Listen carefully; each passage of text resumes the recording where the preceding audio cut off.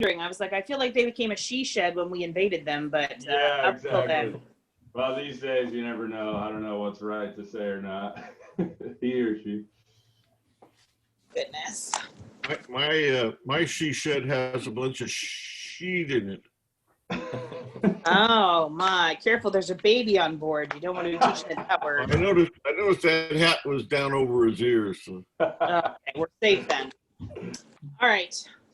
We're gonna kick this shindig off as soon as I stop falling apart. Story of my life with the Pledge of Allegiance. Ready? I pledge allegiance to the flag of the United States of America and to the republic for which it stands, one nation, under God, indivisible, with liberty and justice for all.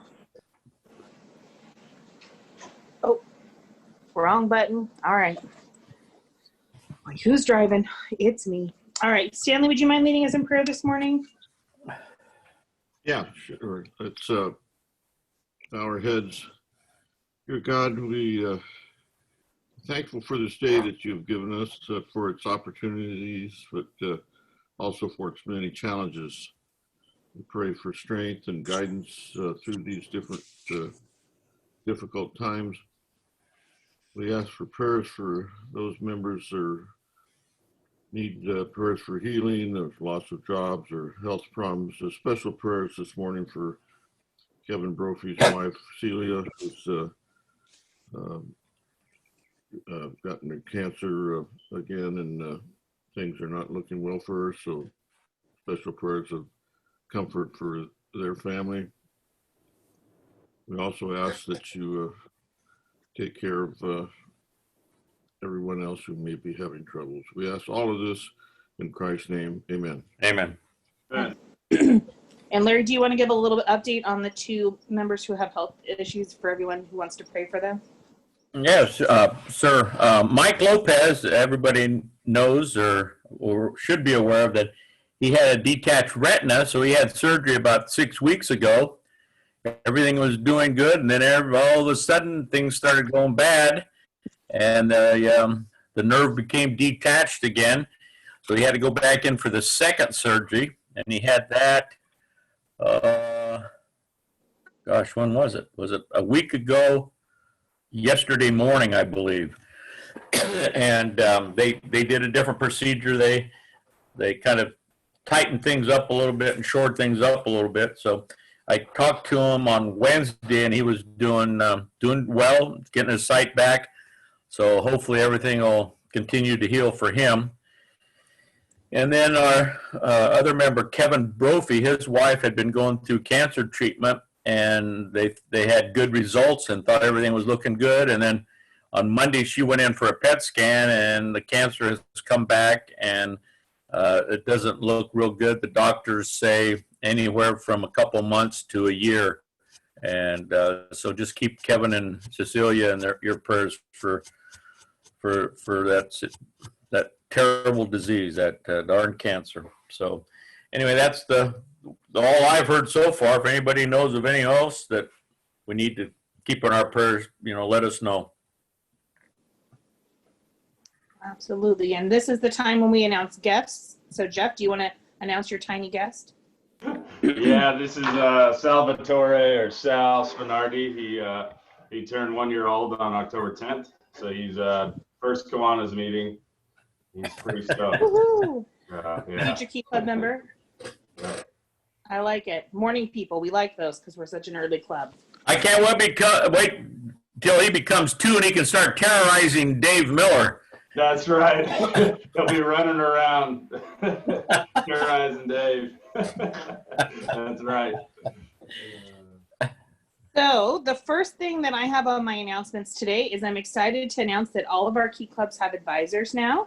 Jeff has stepped in to be the advisor for Denair, and Andrew has stepped in to be the advisor for Houston, and then Melinda will be remaining on as the advisor for Turlock. And always the advisors would love to have a co-advisor or someone to help them with that process. So if you are still interested in being in a specific Key Club as an advisor role, just let me know. which one you want to team up with, and we will send you the information to get background checked. I actually have a call after this call today with David Hellman, who is the regional person for, or district person for Key Clubs, so we can figure out what exact status all of our Key Clubs are in and if we've missed any steps as we transition through COVID. So that's exciting. Next on here, I have CKI update. Oh. Can I have a quick on the Key Club advisors? Once you take your background check, if I've sent you an email, can you just respond to the Kiwanis email saying, hey, I finished it, whatever, so that I know to go in and add you, because I can't actually add you into the system until you've passed that background check. Okay. Yeah, we'll do. Thank you. Thank you. Yeah. Are there any CKI Club updates? Nothing that I'm aware of. They did a social activity last Friday, and I'm a bad advisor because I don't know what they're doing today. So I will find out at 10 o'clock when I show up virtually. I'll help you out a little bit, David. After last week's meeting, they talked about sending letters to a senior facility. And so the young lady that talked on the meeting last week, she got in touch with me, and a member named Sarah is in charge of that program. And they decided to send the letters to Paramount Senior Housing, where my mom was, and John Krause's mother-in-law. And so I gave her a contact, our former member, Joanne Wright. I called Joanne up, and she was willing to help her out and get her all taken care of. So they will be helping, they're sending letters over to Paramount at some point in time. So that's all I know there. Thank you. Okay, how about an Action Club update? Very fun. Tonight we have our first Action Club, official Action Club meeting. And that's at 6 o'clock tonight. And then afterwards we'll have a fun, like, activities and stuff. So we're excited. Fantastic. I just lost my next agenda item, just jumped off of here. The next thing on here is the Christmas shopping spree. And Chris, I think you're on that committee. Do you want to update since Marianne isn't here? I have updates on that. So we, of course, they're going to have to do this differently this year. And we're throwing around a couple of ideas, but currently what we're thinking is that we're still going to use Kohl. We're still going to go to Kohl's, of course, because they treat us well every year. It's super organized. We will actually have the parent do the shopping with the child, because we're going to kind of adopt whole families, so they'll be able to shop for their children. And then they would, because the problem is if we shop and we pick the wrong sizes, they can't return them once the tags have been taken off. So the idea is if the parent is there and the children are there, they will be able to shop for them, come through the line, and then they should know that they fit. I mean, in theory, right? So that's, I think, the idea we're going to go with. Marianne and I have been calling schools this week to get like principals thinking on giving us some names. We've called the elementary schools. I haven't received one phone call back, but I'm going to re-call this morning and remind people if they were going to call me back. So we're getting going on it. We will need some volunteers that night. Of course, not quite as many, because we will not be shopping with them to avoid contact with people. But we will need some volunteers, which I appreciate everybody who's responded to the email saying they want to volunteer. So totally appreciate that. And anybody who wants to be on the committee and help plan, we do need help with that too, because currently it's a committee of me and Marianne. So, but that's all. I'll be honest, Chris, I can't take one more meeting, but if there's a task you need someone to do, like gather 100 tiny toothbrushes or something, you let me know. Yeah. The other part we were talking about is we can probably still do the food boxes out in the parking lot. That's a pretty easy thing to do and no contact, like, you know, just passing along a box of food to people. So we talked about we probably can still do that. So I'm not sure who usually arranges that. I've never actually been involved in that. Marianne probably knows. So in the past, the food has been Mike Stack, but at the board meeting, Mike said that he was not interested or available to do that this year, but he would still loan you guys the cold box truck if there's another member who would like to take over gathering all the canned goods, doing the shopping, and all Okay. of that for you guys. Okay, yeah, I wasn't sure how that had worked in the past. So we'll probably talk about that at the board meeting on Tuesday. Yeah, we can talk about that at the board meeting because I know I got another request from Westside Ministries for Christmas too. And so I think we're going to have to pick how we're directing our time since there's so few of us that can meet in person. Okay. The next thing is that Salvation Army sent again information about their kettle kickoff. They sent it to Larry this time. So I told Larry, well, I'll just do a second announcement because they haven't been here yet. The kettle kickoff is a drive-through Thanksgiving dinner this year. In prior years, we've bought a table and we've made donations at this event. It is an event that we normally support, but we can't do that this year because the board has frozen spending for obvious reasons. But if you as a member want to get kettle kickoff tickets, you can go to the Salvation Army website or to their Facebook, and I will put that information in the email that goes to everybody today. And on November 7th from 3 to 6, they're having a drive-through turkey dinner. It's $20 per plate or $75, excuse me, for a family meal for 4 people. And it's catered by Netto's, which makes fantastic turkey if you have never done the Netto's turkey. And if you know a Salvation Army board member that wants to give a real presentation on that next week, have them email me. One of the things that Westside Ministries mentioned to me yesterday when I was talking to her is that they are going to do the coat drive again. And every year I've come to club and I've offered to pick up new and gently used coats from our members for kids in the community. If you would like to donate coats to the coat drive at Westside Ministries, you can drop them off at Cars Cleaners, or you can text message me and I will still pick them up. That's not a club thing necessarily, as an alley thing that I do every year, but they really appreciate the coats, and I think they're going to have a really tough year with kids coming through their coat drive. Their coat drive, the kids get a coat, they get a Christmas present. If they don't have a tree, they get a Christmas tree. It's like a whole thing. So if you want me to pick up a coat, let me know. Yes, sir, Stanley. Is it any Cars Cleaners or just one side, or That's do you know? my understanding is any of the Cars Cleaners have a box at it. You can also drop it off at Westside Ministries, but their hours are a little less solid than Cars Cleaners, in my opinion. All right, so the next thing on here is last week Karen came and spoke to us about the Christmas cruise, and I am looking for a person who may want to chair a Christmas cruise committee for the evening. One of our members has already reached out and said I would help run the setup part in the morning, but we're looking for someone who would want to help run the people directing traffic. And you're not really running anything. The city runs it, but you're just making sure our volunteers know where to be and being the contact person for that. The board has not officially voted whether or not to attend this event, but every board member that I talk to sounds like Tuesday is not going to be a problem.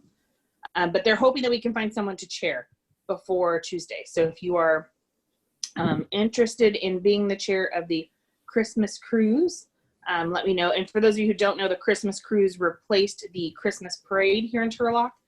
And if you just take a parade and flip it, that's what they're doing. The floats are displays are staying stationary, and the cars are driving through with people in them, as opposed to the other way around, to keep people safe. This would be an outdoor event. It would be in the morning or evening. You would be asked to wear a mask or remain 6 feet away from other people. And if you want to see more information, go look at last week's video because Karen did a great presentation. How's that? The next thing on my list is that the board will be meeting on November 3rd at the United Cerebral Palsy office. Chris, what's your office address for the board members who don't know? 959 East Monte Vista. It's in the parking lot behind Monte Vista Animal Hospital. We're back over in the corner next to the dance studio. If you are a member who would like to attend as a guest or who has something that you want presented, please let me know by the end of the day today. I would really like to send the board members an agenda. And I thought I was going to have great news today. I've worked with Lattice to set up in-person meetings starting next Friday at 6:45 a.m. if we're in this right tier still. The downside is it looks like we're going to move back to purple tier on Tuesday.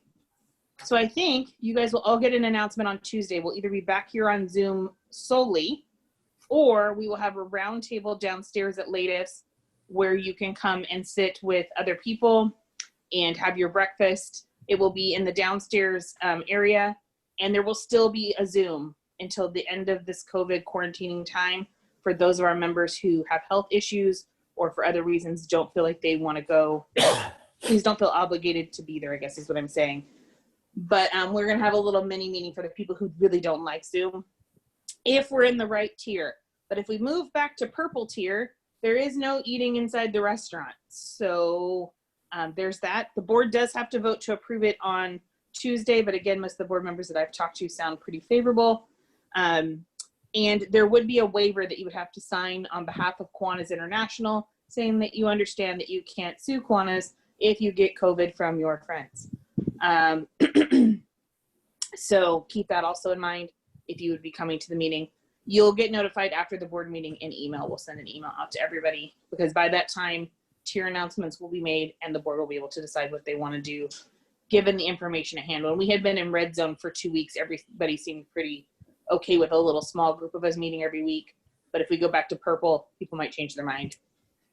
And that was my list. Any questions or comments on any of that stuff? Well, if we do go inside at latest, we'll have to take temperatures, right? It says to consider taking temperatures, Larry. Oh, it So does? what I would like to say is I would like you to take your temperature at home and no come if you're sick, okay? We're going to use the common sense we're all adults version of Kiwanis meetings, I think. But you would have to sign the waiver that says you've taken your temperature, that you don't have any symptoms, that you haven't hugged a person with COVID in the last 10 days, that thing. If we were able to meet. Now, like I said, if we go back to purple tier, Don't have to worry about it. we don't have to worry about it. But I think what we probably will do is have the board vote on what they want to do when we are in red tier again, so that we're ready if we get back to that point. Some things we did as precautions, we moved downstairs from the upstairs room because there's more room. People will order individually, so there's no communal food. We're using the downstairs room because it's bigger, so you can space out as far as you would like to space out and wear your mask if you'd like to be comfortable. They're going to give us that whole back room area.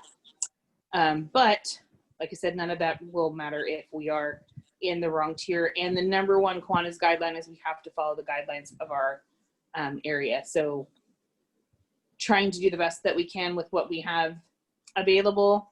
And the guidelines on groups change on the daily.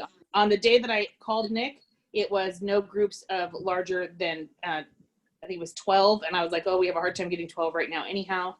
And then yesterday it was like no more than one family unit and you have to be outside. And so we'll see where we're at. But You mentioned the common sense rule. Now, is the board going to vote on people that about the common sense rule? I would assume so. They would have to vote that they don't want to physically take temperatures and that they don't want to make you take a COVID test 2 days prior. Because there's some of our members, I'm questioning their common sense. Well, you know, I can give you a thermometer, Larry, if you want to. I'm more than willing to get you a thermometer and a mask and some gloves. But I sort of feel like I have never seen someone sick at one of our Kiwanis meetings. We seem to do a pretty good job of not coming in if we don't feel well and not subjecting our more vulnerable members to being sick. So it says consider how you would take temperatures. And I would say that we would consider you taking your temperature at home and opting out if you can't come in person. And there will be, like I said, a Zoom option just like this sent from Chris every week, regardless of what we choose. And you'll see me and we will still let you have you participate from home and make it loud enough that people can hear. I did tell Jackie we were going to do that when I was making arrangements with Nick and Jackie. So that's why we're in the back room and not like just in the restaurant, so that we can also have speakers. They said is fine. We can put our banners up. We can have the Zoom back there. And then Jackie doesn't have to run up and down the stairs with individual plates and keep them from contaminating each other during COVID, which I think she really appreciates. Hey, Larry, I agree with you. She also said we're all adults here. And you know what? I would dispute that. I've been around a lot of our members, so I'm not sure everyone acts like an adult. I agree with you, Terry. So Terry and Larry just volunteered to be the screening committee. They'll be taking turns at the door with their COVID shield masks and the thermometer. You know, honestly, I don't know that we'll be able to do anything. At the time when we started this process into it, we were in red tier the first week of red tier. It took a week to get everything lined up with latest. So that was the second week of red tier. And we were like, oh, we should be moving into orange tier, which is like prime to go. But we didn't go to orange tier. We went back to purple tier, I think. We're going to be purple tier by Tuesday. In which case, all of our hard work is negated, and poor Jackie misses us. Nick was super excited. So, you know, hopefully. Don't think it was wasted time, because when we do get to go, you guys will have it all figured out. When we do get to go, we'll have it all figured out. That is That's true. right. In the event that you come to a meeting, though, you should be prepared to pay for your individual meal, order individually. And we'll go back to 6:45 start time for the meal, and 7 o'clock will stay the time for the Zoom. So that'll give the people their time to like make noise, place an order, get their coffee, all that stuff. And then we'll Zoom at 7 o'clock, just like normal. What about like an outdoor option, or I assume too cold in the morning, like a La Mo or somewhere like that, or we could sit outside? So we were having trouble finding, and I'm still very open to the idea because someone gave me this idea before. I was having trouble finding a place that would do outdoor seating that would let us have the Zoom going the whole time. So it would have to be kind of separate from everybody else. Yeah. And that would not make us have a minimum, because we can't guarantee them. I mean, we might have 6 members show up Right. for the first 10 weeks for all we know. We have no idea. And the nice thing about Latest was they were like, you know, bring whoever you can bring. And when your group gets big enough, we'll move you back upstairs, or if the tiers change, you can move back upstairs whenever you want. But I'm still totally open to other locations in the interim. If there's a place, I think Nick would set as a long table outside if we asked him to. But it's a little more complicated than it sounds, because they're right there on a really busy road. So then poor Stanley, if he decided to log on from home instead of coming in, would be like, what is that? It sounds like semis every 5 minutes. Yeah. Okay. No, that sounds good. I have a question. Yes, sir. How set are we on food for the meetings, like ordering breakfast? As far as like, can you go and not order breakfast? Is that the question? What I'm getting at is I have a training center off of South Tegna Road. That's where we're at. That about 3,000 square feet. Plenty of tables, plenty of room for meeting inside and in person. I just don't have the facility or the capability of providing meal. So I will take that to the board as an option. I think anybody we order food from could probably also cater food somewhere. But I will take that to them to consider as well. With Ladies, I don't really have to get a vote because that's where we meet anyhow. But if we were to move to somewhere else, they would have to have some say in that. But thank you for offering that, and we will definitely take that back and let people consider it as an option. Okay. Sounds like a good place to have a board meeting. I know. Well, right now we're meeting in the giant training room at Chris's office this month. But, you know, hey, there's always next month. you're welcome to use it. We appreciate that. Yeah, thank you, Charles. The most interesting thing about winter board meetings during COVID is going to be we have to have a space that's indoor but far enough apart that we won't kill each other.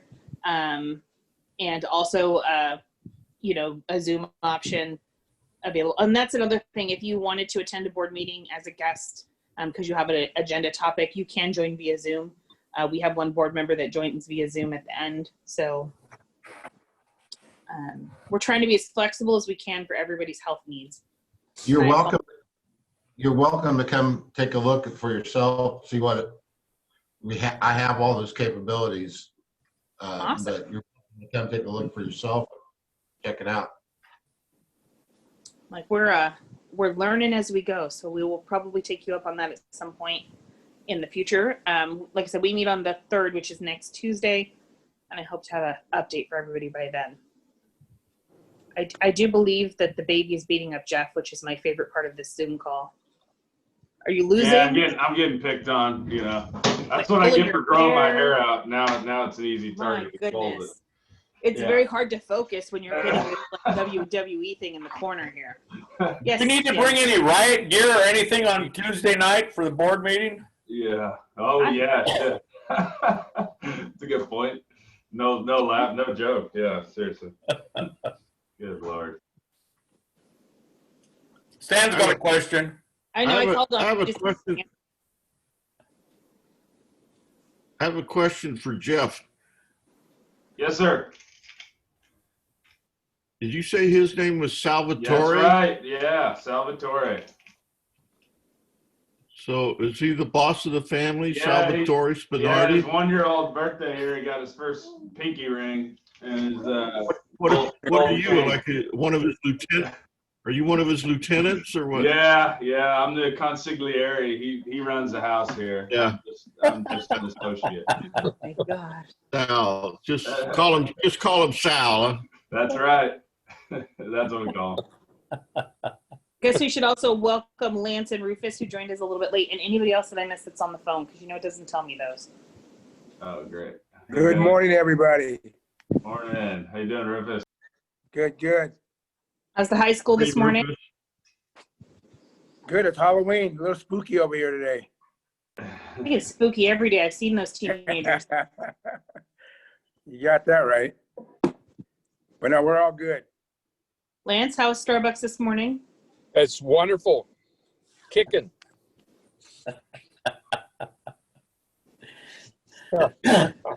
Actually, pretty full today. So you really think we're going back to purple this week? Seriously? That's the rumor on the street, but we're gonna prepare for red. Everybody should pray for red or orange. Hey, feel free to pray for orange if you can. Like, you got a direct connect there with the Lord Almighty, and you want to pull us into another happy tier. I would greatly appreciate it. But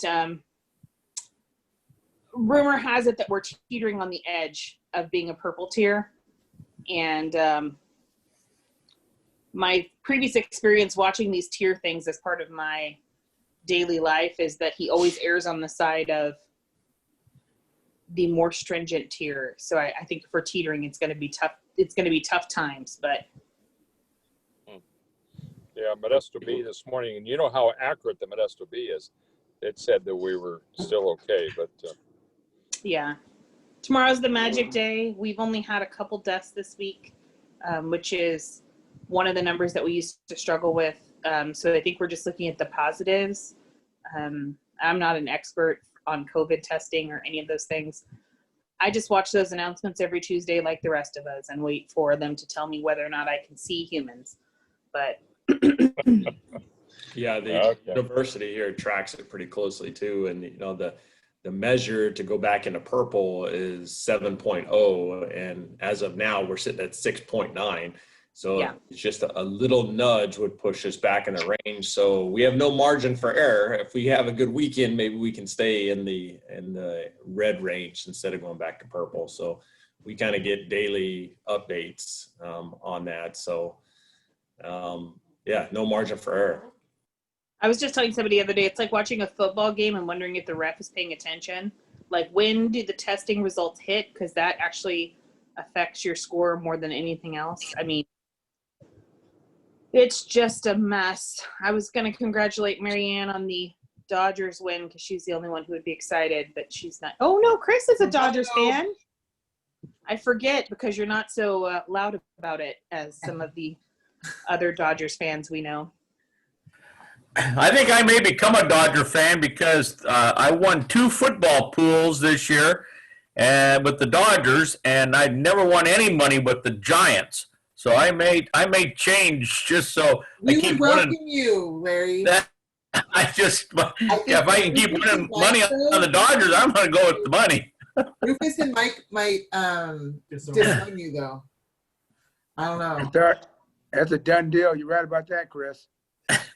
Oh, They my like me goodness. anyways, but that's, teetering. when I don't wear my Dodgers gear. We love you when you don't. I'm actually wearing a Texas Rangers shirt right now because I'm too embarrassed to wear my Dallas Cowboys stuff. Oh my goodness.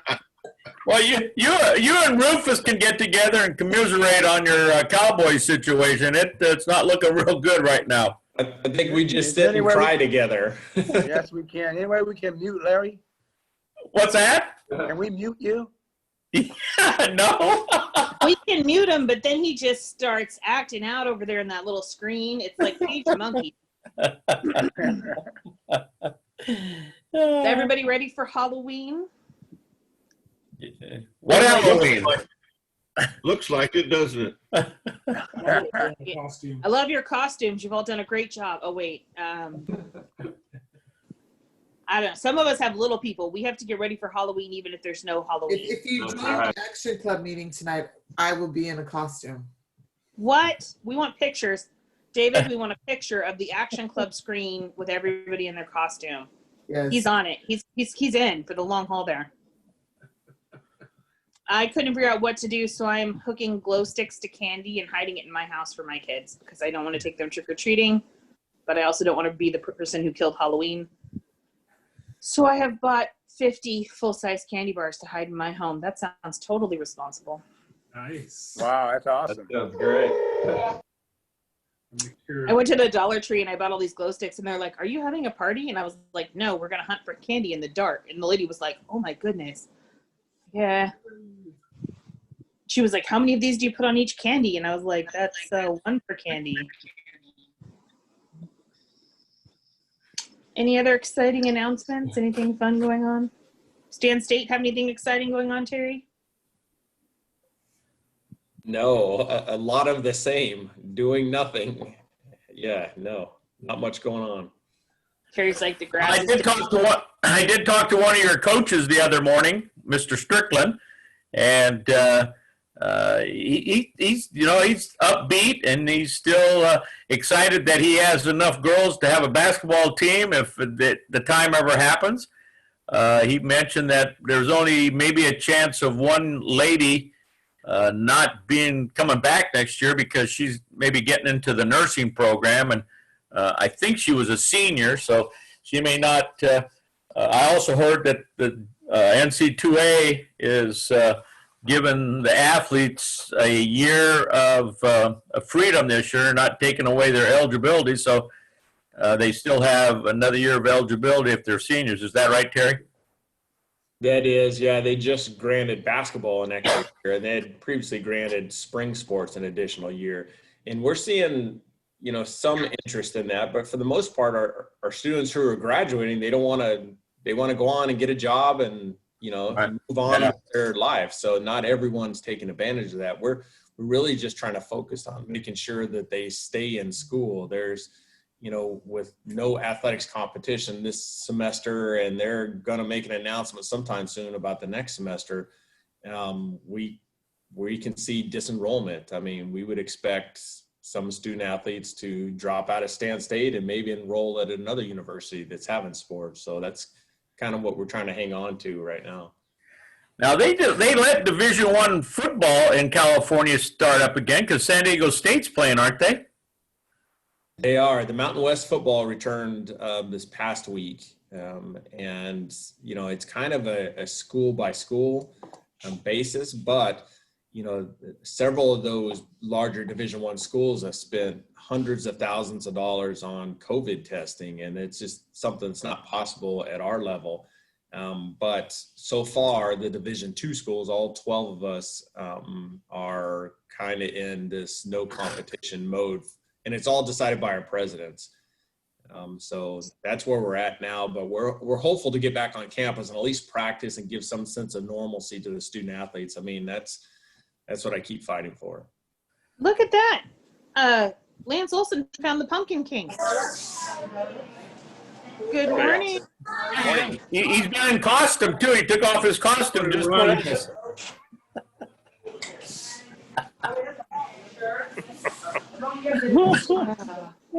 Just spreading the cheer, Larry. Good. Thanks, Lance.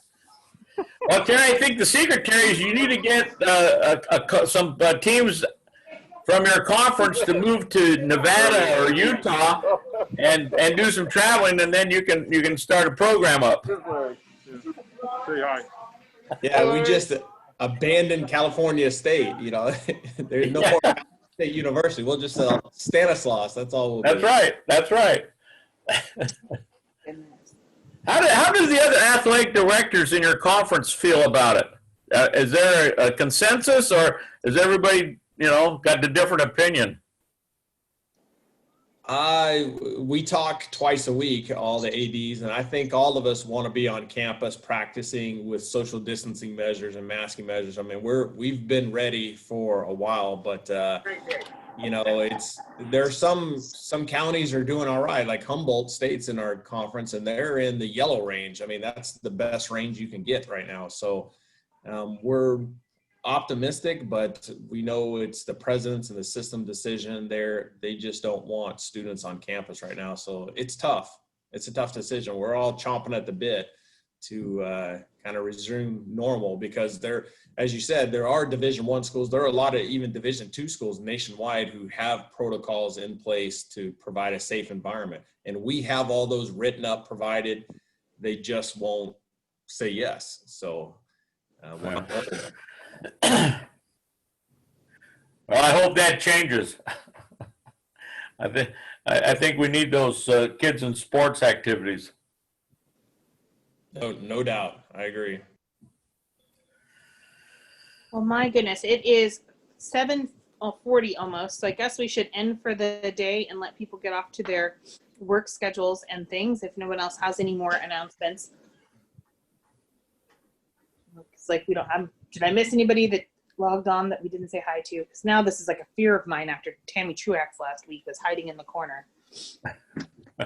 All right. Well, everybody have a great Halloween. Stay safe.